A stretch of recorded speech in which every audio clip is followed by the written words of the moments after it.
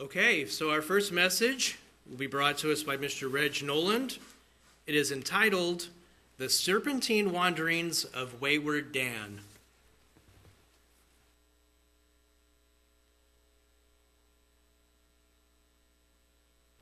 Okay. You all know that I did a recent study into the stones of the breastplate of the high priest. Well, that study has opened up so many different avenues and doors now that I'll be finding all sorts of different things. As part of my study in the breastplate, I researched the history of each of the tribes to discover their national characteristics. And of all the tribes of Israel, Dan has the most instructive history. From before his birth, Dan was marked to be different. How many of you know which one Dan was? Dan was the fifth son of Jacob. He was born to not either of his wives, Leah or Rachel, but to Rachel's handmaiden, Bilhah. All right, so he was born to her as a concubine to bear up children for Leah, so that she would not lose favor in Jacob's eyes to the more fruitful Leah. Leah had already given him 4 sons, but there was no danger of that because Jacob loved Rachel much more so than he did Leah. Dan has wavering loyalties, both to the nation of Israel and to God. And self-interest is the center of his wavering loyalty. So the role in Israel then turned out to be quite mixed.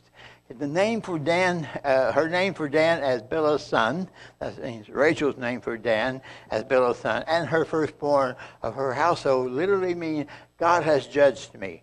Her name for Dan as, indicating that her independence and her defiance of custom, as she is her own judge and answers only to God. This is a trait that Dan would inherit, even though there's no direct bloodline between Rachel and Dan. So as Jacob lay dying, he said that Dan would be a judge, that is to say, provide justice for his people as one of the tribes of Israel, but would also be a serpent by the roadside. Turns out that his wanderings were very serpentine, and we'll see exactly what that means in a moment. Go to Genesis 49, verses 16 and 18. This is a prophecy of Jacob. Dan shall judge his people as one of the tribes of Israel. Dan shall be a serpent by the way, a viper by the path, that bites the horse his heel, so that the rider shall fall backwards. I have waited for your salvation, O Lord. Now that last verse doesn't seem to flow with the rest of it, but it has a very strong pertinence later on. Then further, Moses, in his blessings on Dan, called Dan a lion's cub. Look at Deuteronomy 33:22. This is Moses' blessing on Dan. He said of Dan, Dan is a lion's whelp. He shall leap forth from Bashan. Bashan is the land that is northeast of the Sea of Galilee. It was originally occupied by the eastern half of the Manasseh tribe. So if you want to know where that is. Moreover, so he's going to leap forth out of this one. So we've got these two characteristics. He's an impetuous whelp that leaps forth unexpectedly. He's a serpent that lies along the wayside, ready to bite the heels of the horses and cause the rider to fall backward. He's a judge. And we see all of this in the symbols that we're going to come up here in a moment. When Israel was divided in the time of Rehoboam, this is in 1 Kings 12, Dan became part of the northern kingdom under Jeroboam, forsaking any claim to the Davidic line. That's important. His lack of national loyalty became most apparent when Dan refused to fight alongside the other tribes against the Gentiles, but remained on his ships. So he stayed in the harbor on his ships off the Mediterranean Sea. You can find that in Judges 5:17 if you want to look up the references. But just a reference that says that Dan stayed on his ships. Okay, let's look now at what I've made up as a thumbnail of the tribe of Dan. Okay? Ooh, that's kind of small. Okay. All right. I gave you this on the handout for the stones. It has basically a summary of all the different things in it. Dan The tribe actually means God is my judge, or God has judged me. Also means to contend, to strive, to plead, as in a pleaded case. His mother was Bilhah.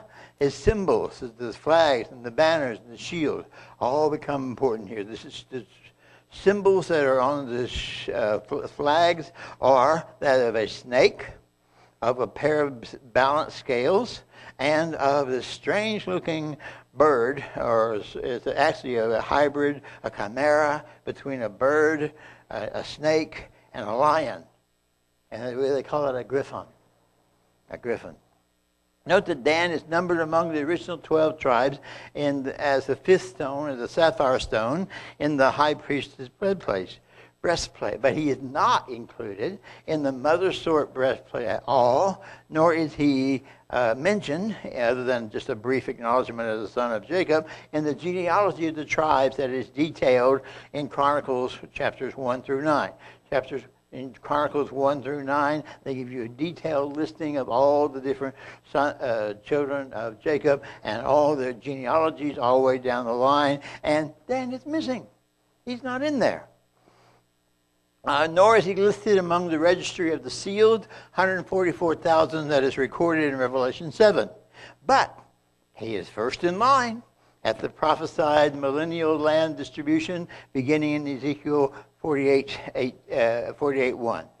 Now, Dan as a distinct tribe actually disappears from Canaan and from history about 1250 BC or so, trekking out over distant mountains and sailing off into the sea. Of course, as we know, as Paul reminds us, that all of Israel, including Wayward Dan, will ultimately be saved as part of all Israel. Turn to Romans 11, verses 26 and 27.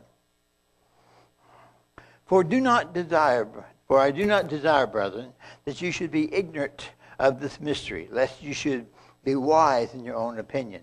That blindness in part has happened to Israel until the fullness of the Gentiles has come in. And so all Israel will be saved. That includes Dan.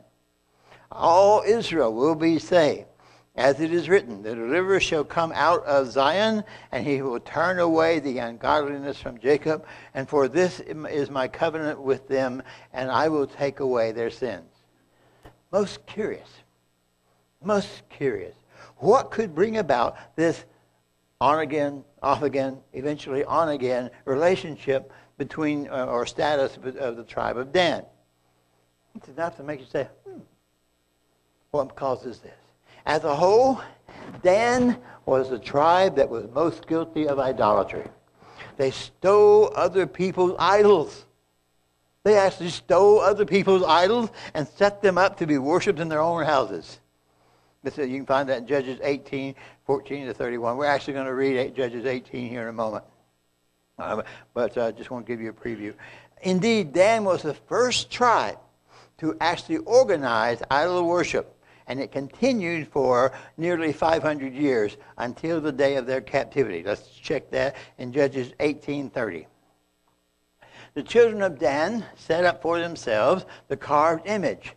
And Jonathan the son of Gershon, and the son of Manasseh, and his sons were priests to the tribe of Dan until the day of the captivity of the land. So they would set up they'd actually go into the different territories, rob the people of their idols, their household idols, and then take them and set them up to worship themselves. And we're going to see that in chapter 18. Indeed, throughout history, Dan has rejected God's true religion, repeatedly replacing it with idol worship. In fact, most of the descendants of Dan will have to wait for salvation until after God seals the 144,000. Now, the 144,000 is important. Some speculate that Dan is not listed in the registry of the seal because of he was the first to go into idolatry, and hence he had a readiness for and an acceptance of sin. But that cannot be the reason for the omission, since all of Israel went after idolatry at one time or another. Dan is not unique there. So that's not the reason for him being omitted from the registry. Others note that the sealing of the nation occurs in the interim between the opening of the sixth seal and the opening of the seventh seal, before the sounding of the seven trumpets. So it precedes the day of salvation.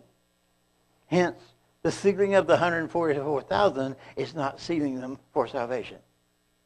Everyone understand that, since it occurs long before then. Therefore, the purpose of the sealing was not for ultimate salvation, but was for protection and preservation. Perhaps, they argue, that Dan was simply not in jeopardy, and he had no need of protection. They sealed the 144,000. By the way, the names of the tribes listed in the 144,000 are the same as the ones in the Mother-sword breastplate. That includes all the 12 tribes except for Dan, and in place of Dan, we have the children of Joseph listed individually as Ephraim and Manasseh. So that's how it's listed. Ephraim is listed as Joseph in that one. Okay, let's see. Genesis 49, verses 1 and then 18. We're going to skip to those two. All right, in verse 1, Jacob called to his sons and said, "Gather yourselves together that I may tell you what may befall you in the last days." And then skip down to 18, where he's talking about directly to Dan. He's saying, "I have waited for your salvation, O Lord." So he's waiting on Dan's salvation here in the process. From the very beginnings, the tribe of Dan was not content with the land allocation given to them by Moses. As the Israelites came into the land of Canaan, by lot, certain areas of territory were assigned to each tribe. Do you have the map for the assignments? Is it going to be big enough to see? I can't see it. It was kind of dark. Okay, can you guys see it? This is the assignments of the land here on the back. If you notice, Dan had the little area over here off the Mediterranean Sea, just Joppa at the northern end, and going down to Jabus and Ekron, bordering on it. Okay, there. But Dan didn't stay there. Dan did not stay there. The tribe of Dan drew a tract of land that was much smaller than most of the other ground, except for Benjamin. Benjamin was tiny, but which was fertile and had a boundary along the Mediterranean Sea, which gave them access to fishing and to maritime trade. So they were actually pretty well off at that point. More specifically, Dan was assigned a territory west of the Jordan, including the cities of Ekron, Ajalon, and the area facing Joppa. But they found that the original inhabitants of the land, who were the Philistines, were very hard to dislodge. You can find that evidence of that in Joshua 19, 40 to 48. So the Danites invaded across the territory. Notice all these there. Here's Dan down here in the lower left. And they invaded all the other fellow brothers' tribe all the way up to where you see Dan at the top. That was not originally Dan's territory. That belonged to a very peaceful people named the Lachish or the Lashim. Okay, they captured a land of a peaceful, unsuspecting people to the north of Israel, the Lashim or Lachish, attacking them, and after stealing the priests and the household gods of one of their fellow Israelites, a private household Levite, and nearly annihilating them all. This was a very peaceful people. God put them there for a reason. They were a buffer between the nation of Israel and the Gentile nation to the north. But what did Dan do? By capturing these people, it exposed him directly to all of the Gentile influences from the north. It made him very, very vulnerable. Let's take a look at now at Judges 18. And in Judges 18, this is a long passage, I know, but it's a narrative, so it's pretty easy, pretty fast going. And what we'll do is we'll start with verse 1, goes to 31. In those days, There was no king in Israel. That's an important statement. There was no king in Israel. And in those days, the tribe of Danites was seeking an inheritance for itself to dwell in. For until that day, their inheritance among the tribes had not fallen to them. That means to say the inhabitants of that land had not fallen to them. That God gave them the land, but had not given them the conquering of the people yet. They had to earn that on their own. And they had not fallen to them. So the children of Dan sent 5 men out of the family from their territory, men of valor from Zorah and Eshtaol, to spy out the land and to search it. And they said to them, "Go, search the land." So they went to the mountains of Ephraim, to the house of Micah, and lodged there. Ephraim is in the north, remember? Okay. Let's see. While they were at the house of Micah, they recognized the voice of a young Levite. Understand, the Levites were dispersed into the land at large, and what would happen is the individual household would hire a Levite to be their household priest, to do all the services and offerings and things like that for them. So they were at the house of Micah. They recognized the voice of a young Levite. They turned aside and said to him, "Who brought you here? What are you doing in this place? What do you have here?" He said to them, "Thus and so Micah did for me. He has hired me." If you go back and read chapter 17, right before this, you have the story of how this Levite came into Micah's home. But for the sake of time, I did not include that. Thus and so Micah did for me, and he has hired me, and I have become his priest. And they said to him, "Please inquire of God that we may know whether the journey on which we will be going is prosperous." And the priest said to them, "Go and preach. The presence of the Lord will be with you on your way." So the 5 men departed and went to Laish. That's the Lashim people. That's the area that is north of Israel that we were telling about. They saw the people who were there, how they dwelled safely in the manner of the Sidonians, quiet and secure. There were no rulers in that land who might put them to shame for anything. They were far from the Sidonians and had no ties with anyone. In other words, they could not cry out for help if they got into trouble. But they didn't need to, because their land was peaceful and well ruled. Let's see. The spies then came back to their brethren at Zorah and Eshtaol, and their brethren said to them, "What is your report?" So they said, "Arise, let us go up against them, for we have seen this land, and it is indeed very good. Would you do nothing? Do not hesitate to go and enter and possess the land." Okay, so they say this is a golden opportunity. We've got these people here, rich land, bountiful, plentiful, secure, safe. The peaceful are peaceful. They're not going to put up a fight. Okay, so let's just go in and take it over. That's the nature of the Dan. Let's see.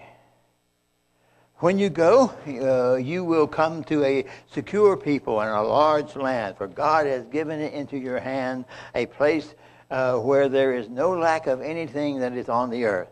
And 600 men of the family of the Danites went from there, from Zorah and Eshtaol, armed with weapons of war. And they went up and encamped at Kirjath-jearim in Judah. Therefore they called the place Mahanadan to this day. There it is, west of Kirjath-jearim. And they passed from there to the mountains of Ephraim and came to the house of Micah. The 5 men who had gone to spy out the country of Laish answered and said to the brethren, "Do you know that there are in this house an ephod, household idols, a carved image, a molten image? Now what do you think? Now therefore consider what you should do." So they're looking around in these houses and they're seeing this loaded with wretches. So what do? They don't take it as something that should destroy and abolish as idols to a foreign god. They say, "No, this is something for us to plunder." Okay.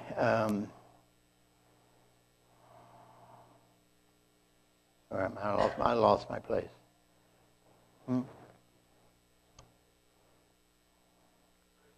Okay, all right.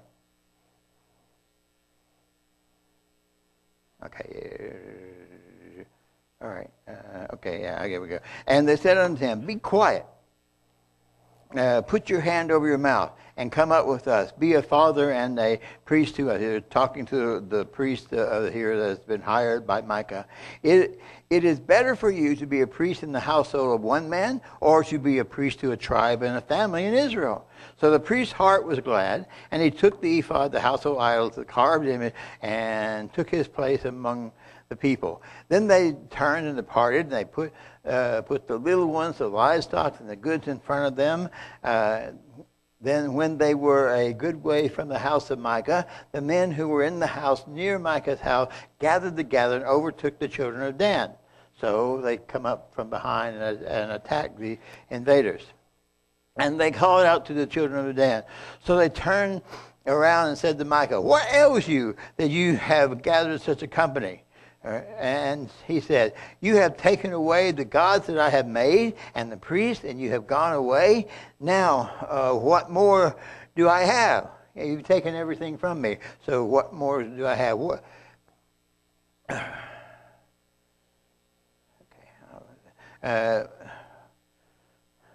What more do I have? How can you say to me what ails you? So how can you ask me what's wrong when you just plundered my whole home and my whole land? And the children of Dan said to him, Do not let your voice be heard among us, lest angry men fall upon you and lose your life with the lives of your household. So he has challenged, rightly challenged this invader, and the invader said, We're stronger than you are.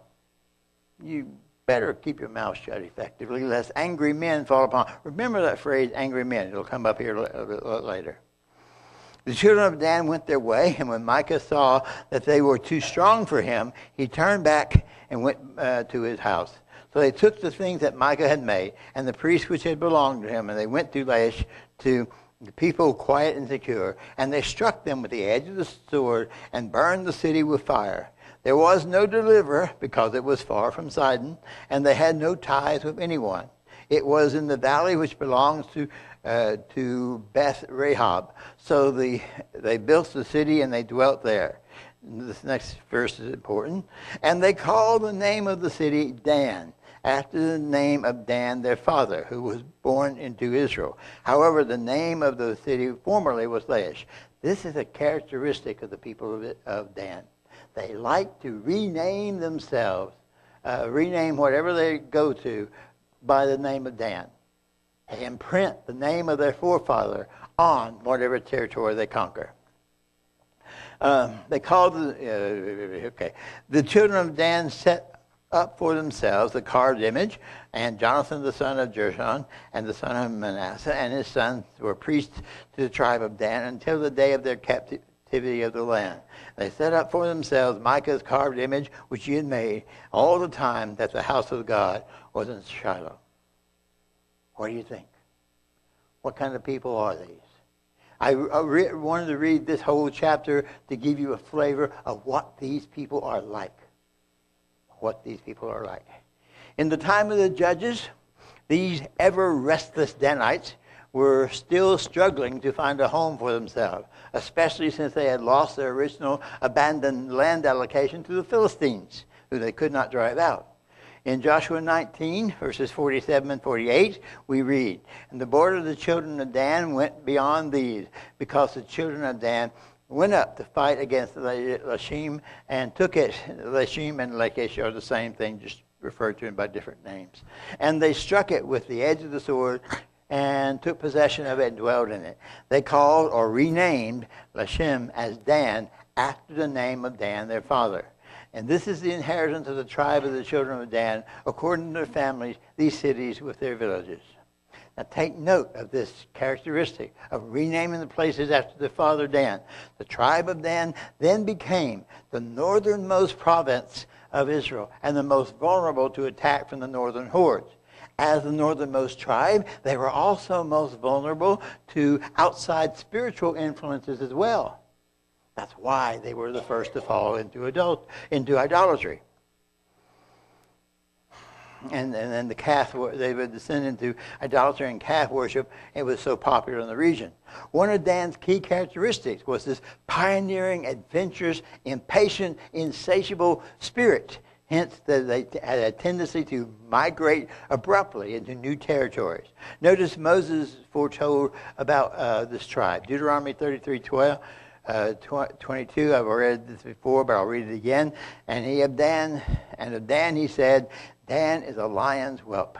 And as a lion's whelp, he's going to be an impatient and adventuresome cub. And he shall leap from Bashan.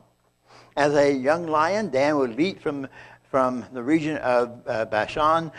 Some of the inland Danites lived in the proximity of Bashan, which was occupied mainly by the half-tribe of Manasseh. Yet, recognizing that the Assyrian horde invasion was imminent, these Danites moved to distant territories. They saw the Assyrians coming, so they trekked out across the mountains. And the ones that were left by the shore, they got on the ships and sailed away as well. About 1285 BC, their Danite coastal relatives had taken to their ships, and when God had used Deborah and Barak to deliver Israel from Jabin of Hazor. You can find that in Judges 5:17, the reference to being on the ships. In escaping danger, these adventuresome Danites pounced upon, like a lion's cub, newfound opportunities in the land. Dan was quite a warrior and a good fighter. You remember one of his most famous sons was Samson, a notable warrior, if you will. Okay, all the symbols of Dan, the eagle, the serpent, the lion, the griffin, have the gift of being able to suddenly strike out of the blue when it's least expected, like a lion's whelp, and penetrate what were formerly defensive positions. These migrating warriors, Dan described them as angry fellows back in chapter 18, Judges 18:25.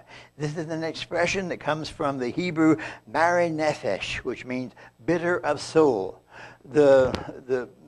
Brian, you know what a berserker is. A berserker, or a crazed-inspired warrior of Scandinavian tradition, refers to this aspect of Dan. And as I said, Samson was the most famous warrior in Judge in Scripture. He also had the qualities of the berserker. Dan, in essence, is a pioneer, an explorer. Historical references confirm that the Danites in Greece eventually moved to Ireland, but they took a long serpentine route getting there. After eventually being captured from their homeland themselves, they were taken via ancient Troy through Greece as the Danai, D-A-N-A-I, into Europe, specifically through Germany, through Denmark, Norway, England, Scotland, and Ireland. The migration of Dan, though it's quite serpentine, is relatively easy to trace because, as I said, they were fond of imprinting their name upon the places through which they migrated. From their Sumerian capital of Dan, the Lycium capital was renamed after the patriarch, up the Don, the Danube, the Danaster, the Danaper, the Dnieper, and the Rhone River. Rhone was originally Rodan. So that's where we get the Dan from that part as well. All of these rivers were associated with the Scythians. To Denmark and to Danonia in Britain, Damnoni in Scotland, where the seafaring Dan migrated by way of Greece and Iberia. Iberia, by the way, is modern Spain and Portugal. It was called Tarshish in Scripture, but it's modern Spain and Portugal. So that peninsula is called the Iberian Peninsula. Iberian comes from Hebrew, by the way, just for your into what is modern Ireland as the Tuatha De Danann, the tribe of Dan. Dan would be like a young lion leaping forth, an apt description of Denmark, who acquired the Virgin Islands, Greenland, Iceland, and other islands from the law of God. Similarly, we see Dan appropriated names of Norse gods. That's the habit they have. They assimilate the gods that they encounter. They appropriated the names of the Norse god and assimilating them into their beliefs. Odin was the name of the chief Norse god. It is clearly a derivative of Odin, Odin, Odan. Okay, and became a title that was assumed by Danish chieftain. Along with the Lombards and Saxons, the name became Woden, from which we get Woden's Day. And by Monathesis, we transpose a couple of letters, and we end up with Wednesday, the middle of the week. Odin's capital, Asgard, was supposed to lie east of the Danube in Scythia, between the Black Sea, anciently called the Euxine, and the Caspian Sea. The Danites were merely superimposed the name Odin onto the idolatrous god that they had worshipped for centuries, Baal. So this is just a version, just a superimposing of one on top of the other. Nor is it surprising that Daniel, or Danny Boy, is a very popular name for men among the Irish. Okay, so evidence strongly suggests that the modern Danites comprise Denmark and Ireland, perhaps parts of Norway and Scotland as well. Beginning with the exploration and the development of trade with the Greeks and the Phoenicians, Dan became the pioneer of Israel, both on land and in sea. Dan pushed into the far areas beyond the Black Sea and explored many rivers from those points in Asia and on into Europe. Dan further pushed throughout the Mediterranean and on into the broad Atlantic. The Baltic Sea and the shores of Denmark became home or sanctuary for many of them, while Ireland became the sanctuary for many others, where they were known as the Tuatha De Danann, or the tribe of Dan. Many boarded their tall ships and headed west from Canaan through the Straits of Gibraltar, around the Iberian Peninsula, and northward toward Ireland. In fact, the tribe of Dan had populated Ireland centuries before the Israelite tribes from the Assyrian captivity ever got there. Okay. According to the Annals of Ireland, the colony called Tuatha De Danann conquered the Firbolgs. Some of these names. Have you ever tried to read Celtic names? They're about this long, and they actually are one syllable, just the opposite of Texas. They became the masters of Ireland. It appears that the Danites were a highly civilized people, far more skilled in arts and sciences than any of the other ancient colonies that settled in Ireland. And they ruled in Ireland for about 2 centuries, or more precisely, 197 years, according to the Psalter of Cashel. And were highly skilled in architecture and other arts from their long residence in Greek. Dan was close to Amalek, a now extinct archenemy of Israel, whom Israel considered to be the embodiment of Israel. Dan was the rear guard. He was conservative and aggressive, but with a tendency to waste himself, to abuse his relationships with others, and to squander his wealth if he had any. Dan had always been an independent people, refusing to subject themselves to the rule of others, whether the others were righteous or not. Instead, Dan strongly believed that they had inalienable rights just by virtue of being a living human being. Judges 17:6 says, "In those days there was no king in Israel, and everyone did what was right in his own eyes." Judges 17:6, if you want that reference. These were a civilized people, reputed to have great learning and highly skilled in architecture, science, and fine arts. Actually, knowledge is a kind of a misnomer here. It was more like indoctrination, since they had long lost touch with the truth of God. They may have comprised the Druids, the priestly class of the ancient Celts, who had gone so far astray from God that they were barely recognizable as children of Israel. Some of my pages are out of order. Okay, all right. Especially unique is the fact that of all the tribes, northern Dan still imprints their father's name on the Danes. Other Danites traces include the Dangali in Iran, the Danava, the Scythian tribe, the Dana from Lebanon-based Ireland, Don from Wales, Danzig in Poland, Danomis in Scythia, Scotland, and southwest Britain, also known as the Danonia, the Danai, the Danes of Denmark, the Shukum from Sweden, the Hushan which was from the Hesse and Franks in Germany, the Scotia in Northern Ireland and Scotland today. It's no accident that we can trace these because Dan's Serpentine migration from northern Israel through Europe to modern Denmark and Ireland, Jacob prophesied that Dan would be, quote, what? A serpent by the way, a viper in the path. That was Genesis 49:17. Indeed, Dan was so devious and crafty and was much like a serpent. Yeah, a serpent is a symbol of sin, that's true. But it's also a symbol of wisdom and cunning and craftiness, astuteness, all of the properties that are positive about a snake. And Matthew 10:16 says, to be wise as serpent. Jesus warns us, be as wise as serpents, but as harmless as doves. Moreover, Dan was inclined towards self-interest, but he was not necessarily evil. He will actually judge other tribes, but he will be an obstacle to passersby, a royal pain to everyone. He may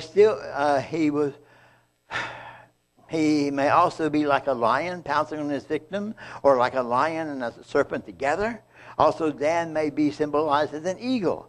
In fact, there is a chimera of a lion, a serpent, and an eagle called the griffin, which was a symbol of the highest rulers of Egypt, but Dan was prominent. Not surprising, the griffin was Dan's preferred battle flag. Okay, I'm going to skip a portion of this.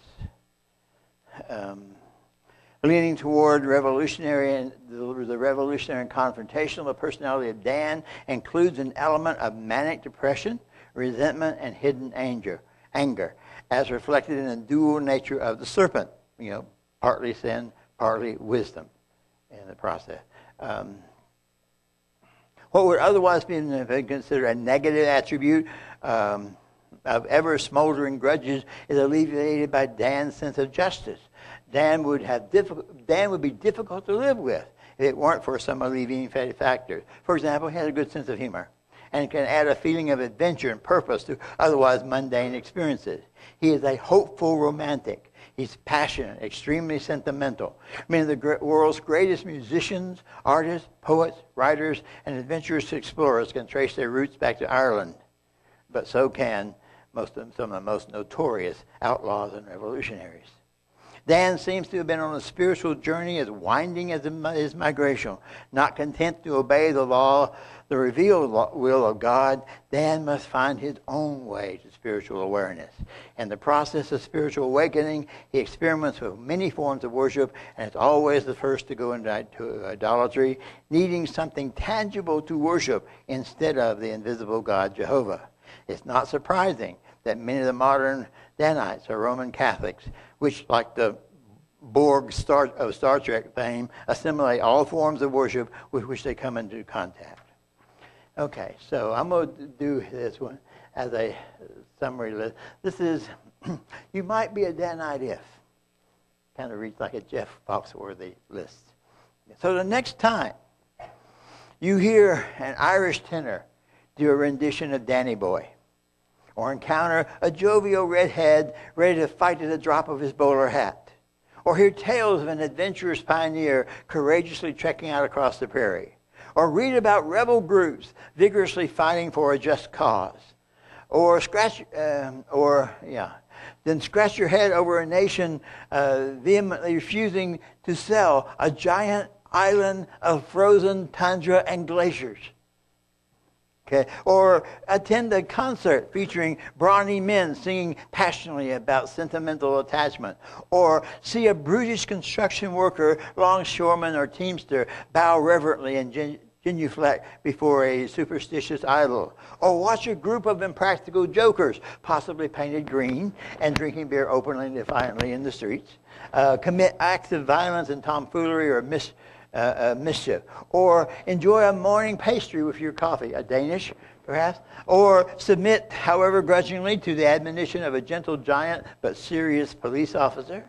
Hear a poet recite verses full of vivid imagery and sentiment, proclaiming idealized, pedantic insights, or laugh at a comic's clever and clean but slightly naughty wordplay, or nearly pull your hair out over someone's staunch stubbornness despite evidence to the contrary. If you have any of the content, they know that you have probably encountered a Danite, and they are just being true to their Danite nature. As I said, it kind of reads like a Jeff Foxworthy list, doesn't it? Smile, shake your head, be amused, but they are far from merely harmless, especially when incited to action by some hothead rebel-rouser into a riotous mob, certain that they are right even in the face of overwhelming evidence contrary, such as the Guy Fawkes gunpowder plot or the recent events we had at the Capitol. This is a tribe that is extremely passionate and stubborn about what they do, and unfortunately, they can be easily misled, as they were misled from the true worship of God into Catholicism. Okay. Do you have a better sense of who these people were? I've gone through a pretty detailed discussion of them. Can you see their family traits in the character of the modern Danes and Irish, of your friends, your neighbors, your relatives? Many U.S. citizens can trace their heritage back to Irish roots, especially since so many of the Irish immigrated to America following the potato famine of the 1700s. It's not surprising that Americans possess an enterprising, adventurous, pioneering spirit not only in Western expansion, but also in the exploration of new ideas. Learn from the instructive lessons of Scripture about the consequences, both positive and negative, of yielding to such an ambitious, often rash nature. But all is not lost, as I said. All Israel will be saved. For although the Danites wandered far from home and far from God, he never lost track of them, always knowing who and where they are, and always ready to welcome them with salvation.